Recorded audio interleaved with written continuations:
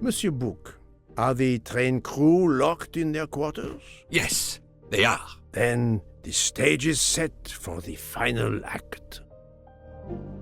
Ladies and gentlemen, I have gathered you together to hear my reconstruction of the murder of Samuel Edward Ratchet, also known as Cassetti. There is not one, but two possible solutions of the crime. I shall put them both before you, and I shall ask Monsieur Book and Dr. Constantine here to judge which solution is the correct one. Two solutions? Mr. Poirot, I am hardly qualified. Nevertheless, your assistance is required.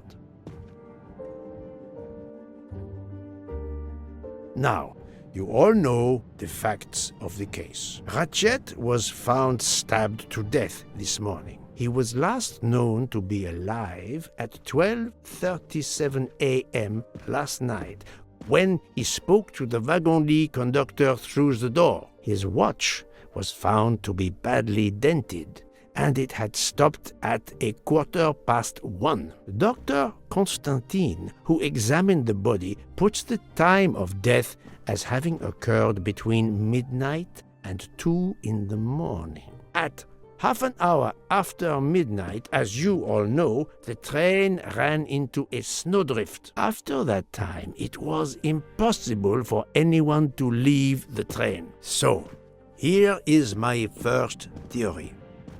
The enemy, as Ratchet expected, joined the train at Vinkovsky by the door left open by Captain Arbuthnot and Monsieur McQueen, who had just descended to the platform. He was equipped with a wagon-lit jacket, which he wore over his ordinary clothes, and a pass key which enabled him to gain access to Ratchet's compartment in spite of the doors being locked. Ratchet was under the influence of a sleeping draught. This man stabbed him with great ferocity, 12 wounds in all. He left the compartment through the communicating door to Madame Hubbard's compartment. Yes, that's so. Scared me half out of my wits. The murderer thrust the dagger he had used into Mrs. Hubbard's handbag in passing.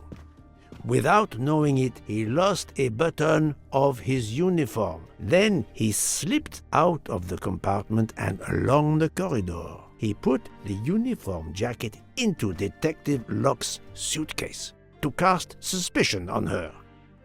And a few minutes later, dressed in his ordinary clothes, he left the train just before it started off again, using the same means for egress, the door near the dining car.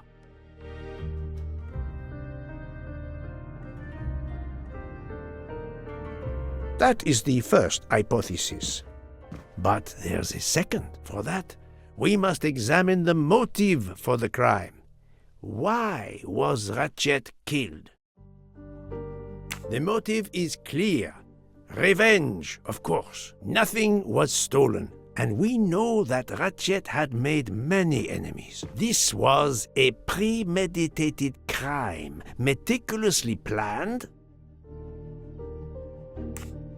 Since the kidnapping and death of little Daisy Armstrong, which traumatized many people close to the family. Even when the police concluded that it was Suzanne Moreau, questions remained. Detective Locke continued her investigation, as did others. They became convinced the truth lay elsewhere. We now know who the real murderer of Daisy is.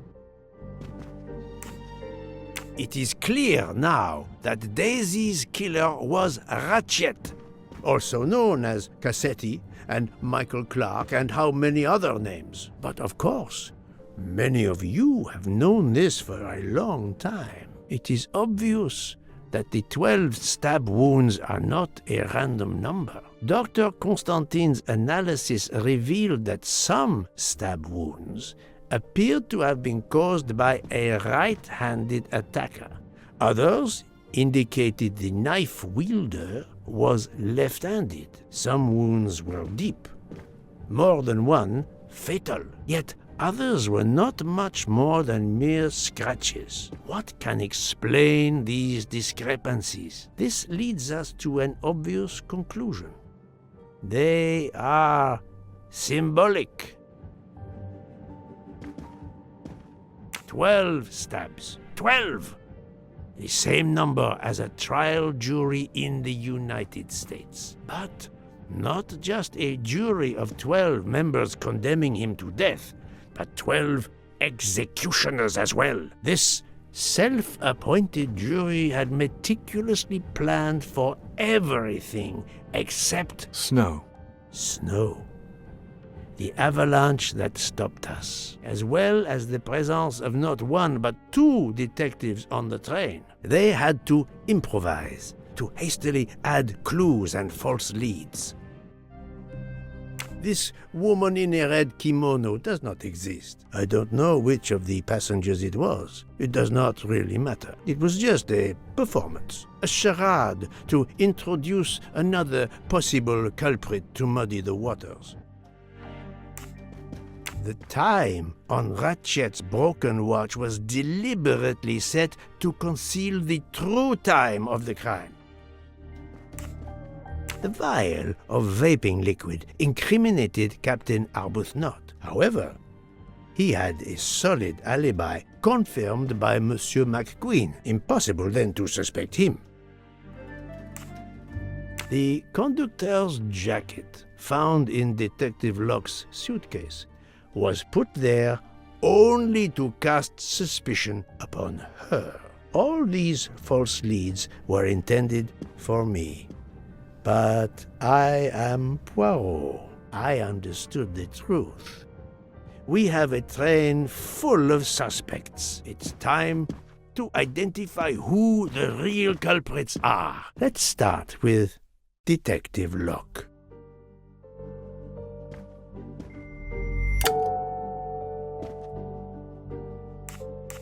Planting the conductor's jacket in her suitcase was an attempt to implicate Detective Locke, but she couldn't fake her drugged condition. Dr. Constantine can testify that the drugged tea incapacitated her for hours, and she had 2 relapses. Let us move on to Monsieur McQueen. When I told him about Cassetti, he looked very surprised that I managed to make the connection between him and the Armstrong case. He told me, "But I thought we had..." I think he meant, "You thought you didn't leave any real clues linking the murder to the Armstrong kidnapping. Moreover, you insisted that Ratchet did not speak French when you knew I had heard a voice calling out in French that was supposed to be Ratchet."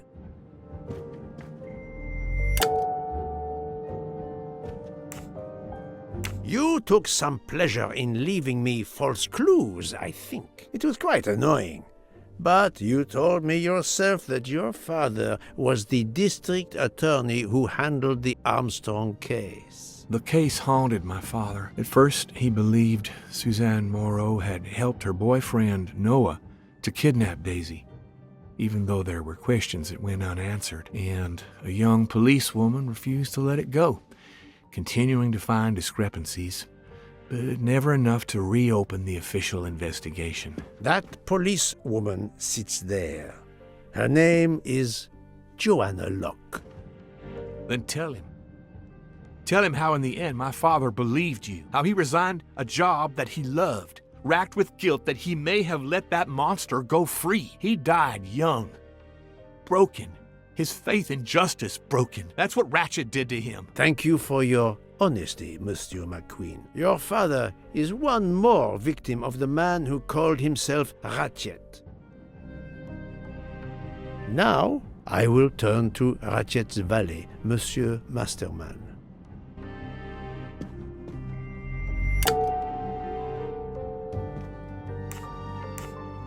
Ratchet sensed danger close to him and naturally wanted to stay awake. You gave him sleeping pills without his knowledge. Once he was sound asleep, you could do what you had to do in peace. Sir, I'll tell you the truth. I was Colonel Armstrong's adjutant in the war, sir, and afterwards, I was his valet in New York. I'm afraid I concealed the fact this morning. It was very wrong of me, sir, but I knew how suspicious it would look. Is that all you have to say? That's all, sir. Now, to leave no suspicious stone unturned, let us move on to Monsieur Book. What? Me? A suspicious stone?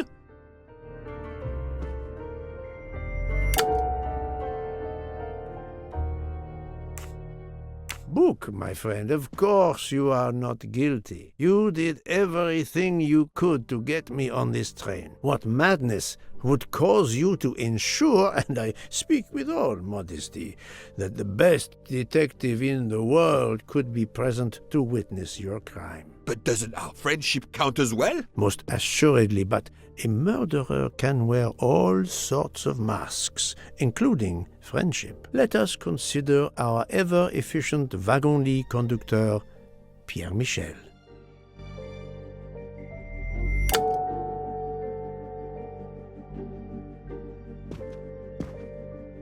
Your admission that you drugged Detective Locke immediately incriminates you, but the murder could not have been possible without your very capable assistance. Your knowledge of train procedures made the murder possible, and your position in the corridor of the train allowed you to be the perfect alibi for several passengers. And your motive? Suzanne Moreau, Daisy Armstrong's poor nanny, who was wrongly accused and committed suicide, was your daughter. C'est un foiré. He got what he deserved. My poor daughter has finally been avenged. My Suzanne. My child.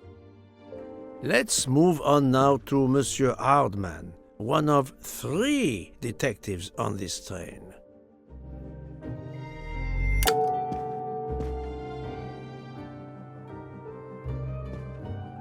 Monsieur Hardman, I think you are a real detective.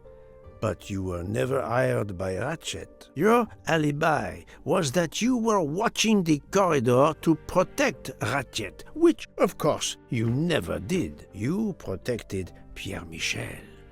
However, we just saw that his alibi doesn't hold up, so neither does yours. I don't know about the conductor. Being Suzanne's fiancé, you had a substantial motive to punish Ratchet. You used your detective skills, just as Detective Locke did, to hunt him down and finally avenge the death of your beloved. That's right, Mr. Poirot. I do have some detective skills. I never doubted it. Now, Fraulein Schmidt, the lady's maid with the soul of a cook.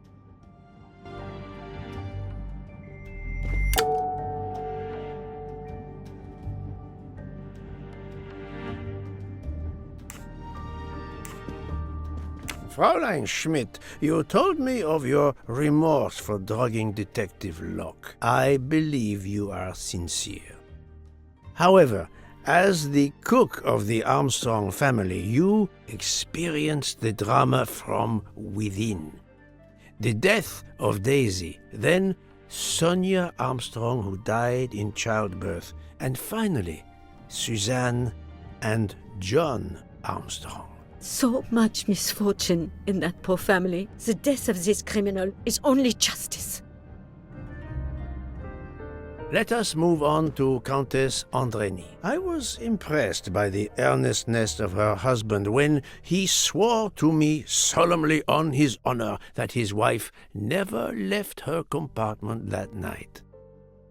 Should I believe it?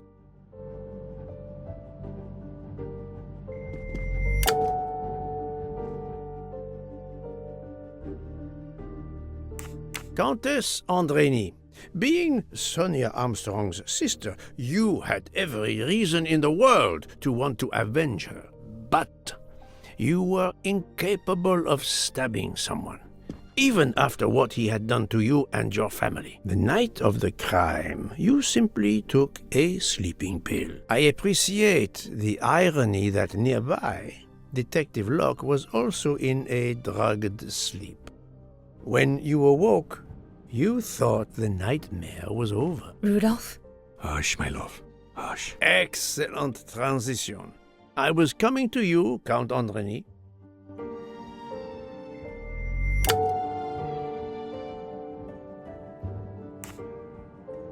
"12 people, a jury. This was very important to all of you. If Countess Andreny did not stab Ratchet, someone had to take her place. And you, Count, the beloved husband. I've seen how fiercely you love and protect your wife." Enough! I would do anything for Helena. Anything. Even that. Yes, even that. Let's move on to Monsieur Foscarelli.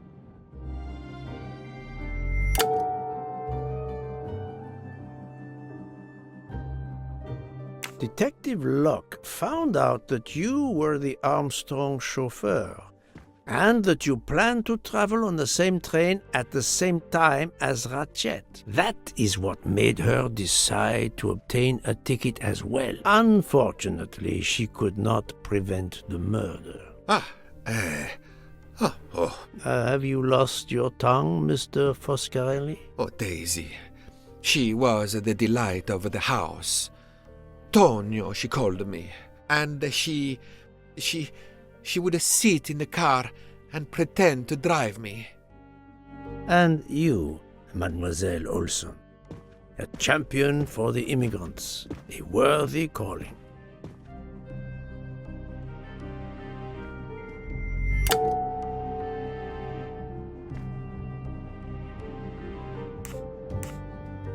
Mademoiselle Olson, you supported Madame Hubbard's story about her connecting door latch, a story that I later demonstrated to be impossible. So, you deliberately lied to me, and you also lied about Mademoiselle Debenham's whereabouts.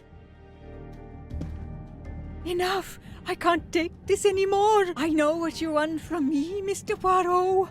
Very well. Here it is. She was my little Daisy, my angel, so patient. When I patched a scrape or took her temperature, that was my job.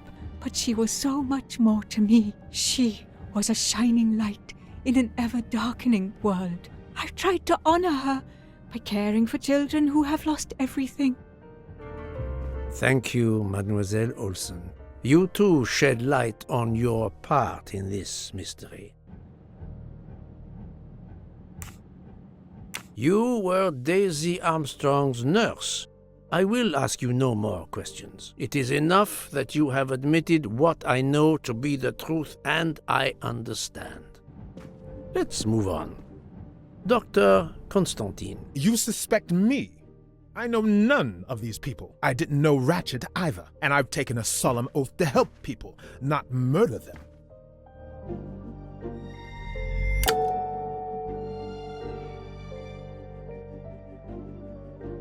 You are one of the few people in this room not to have any connection with the Armstrong case. Moreover, your alibi is confirmed by Monsieur Bouc, whom I would trust with my life. That is very kindly said, my friend. We now come to Mademoiselle Debenham and Captain Arbuthnot, whose relationship was not in doubt from the moment I inspected your room at the hotel. You have a bloody nerve.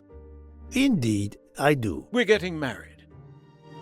Congratulations. But I would rather talk about your relationship to John Armstrong.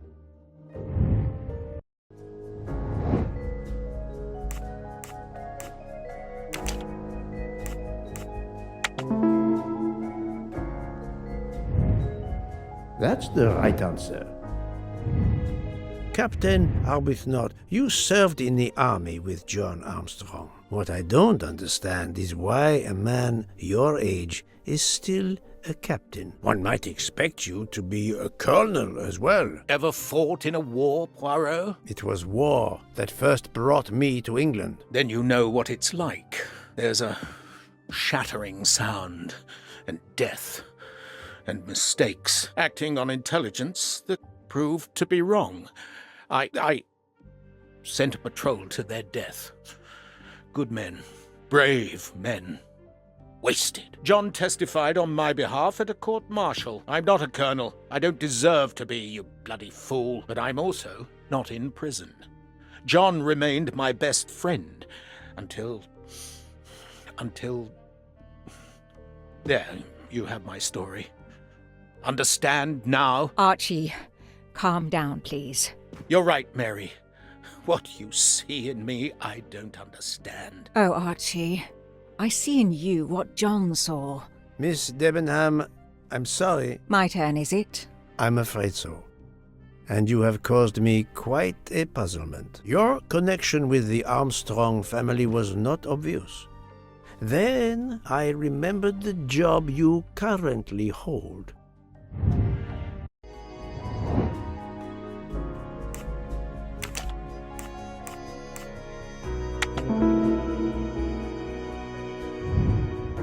That was easy. You were the teacher of... You were the teacher of Helena Andrény, whose maiden name was Helena Goldenberg before she married Count Andrény. Yes, absolutely. Why lie to you? She was an excellent student. Captain Arbuthnot.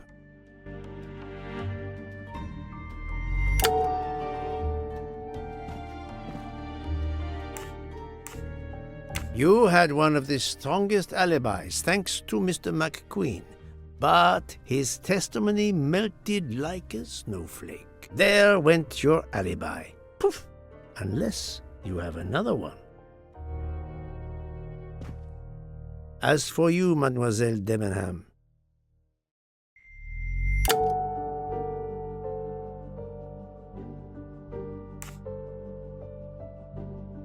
Mademoiselle Olsen was the only one who could confirm your alibi. I think you know where you stand. Very good, Mr. Poirot. Are you satisfied? I will be, soon. Now I must turn to Sonia Armstrong's godmother, Princess Dragomirov.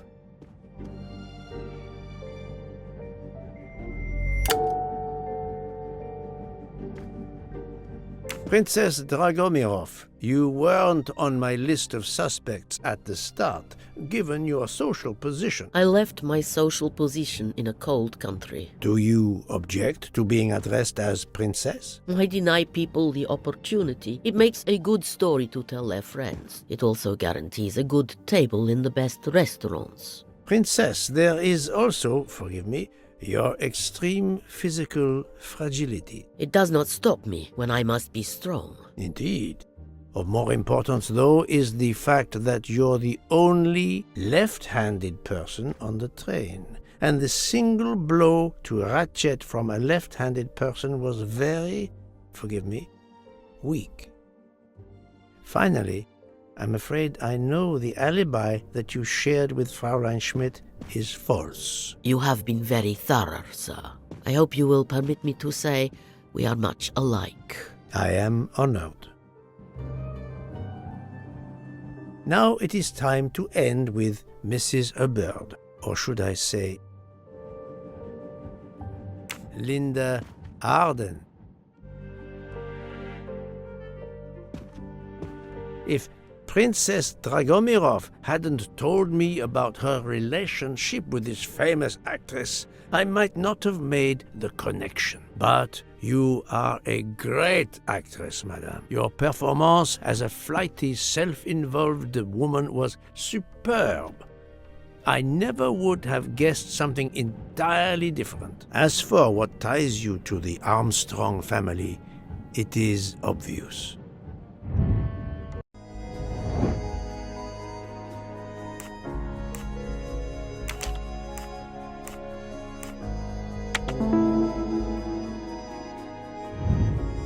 My little gray cells did not let me down.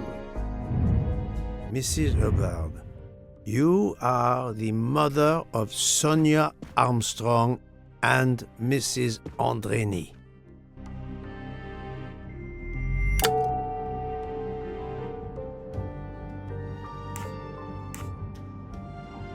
Madame Hubbard, you really are a remarkable actress. You put so much effort into your character and into staging the murder. I saw it as a perfect mosaic, each person playing his or her allotted part, so carefully arranged that if suspicion should fall on any one person, the evidence of one or more of the others would clear the accused person and confuse the issue. Everything was meticulously planned. But you hadn't expected that Detective Locke and I would be on this train, and the avalanche would block it on the night of the murder. You had to improvise.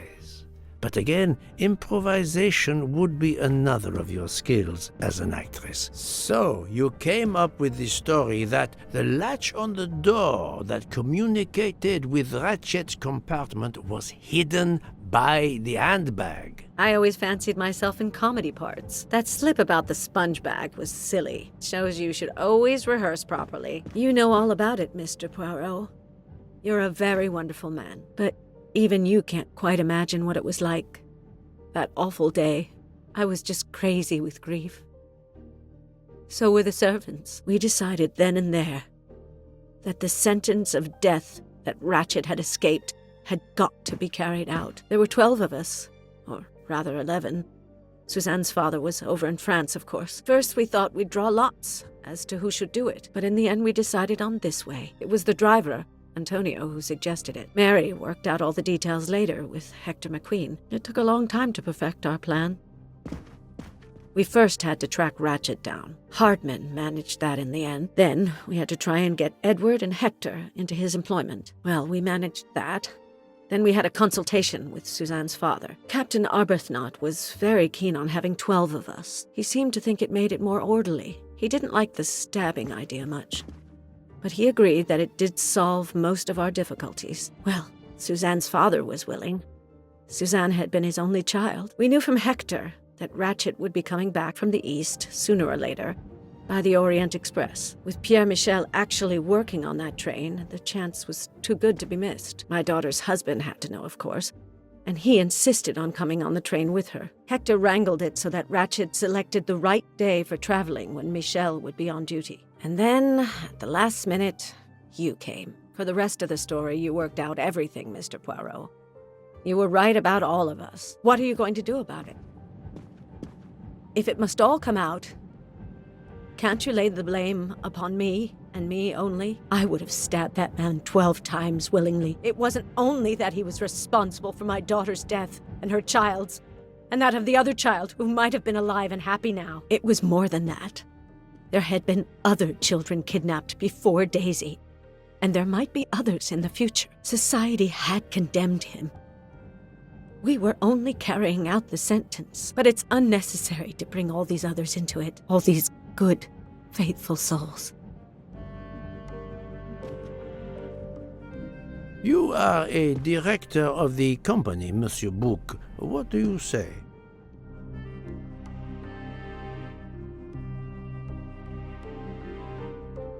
In my opinion, Poirot, the first theory you put forward was the correct one. Decidedly so. I suggest that is the solution we offer to the police. You agree, Doctor? Certainly, I agree.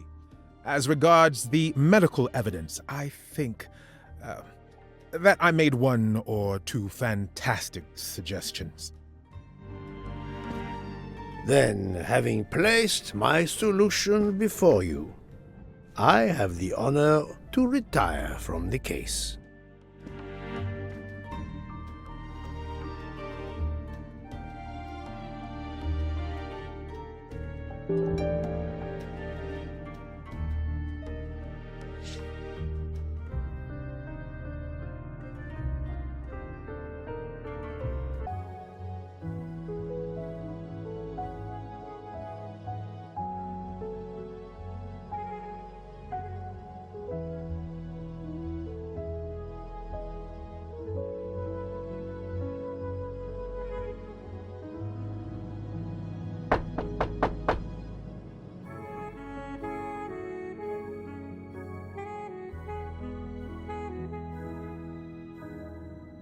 I'm sorry to wake you up in the middle of the night, Poirot, but it couldn't wait. There was a detail that bothered me in my preliminary autopsy of Ratchet's body. I went back to examine the body and I discovered a wound covered by another. The blow I hadn't seen was delivered by a thinner, sharper blade. So there were not 12, but 13 stab wounds. 12 stabs for 12 jurors. It doesn't work with 13 wounds. The symmetry is destroyed. It can't be one of the culprits who stabbed him twice? Doctor, a different knife was used. There is only one explanation.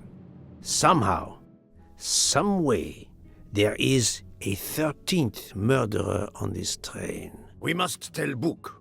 The case is not solved.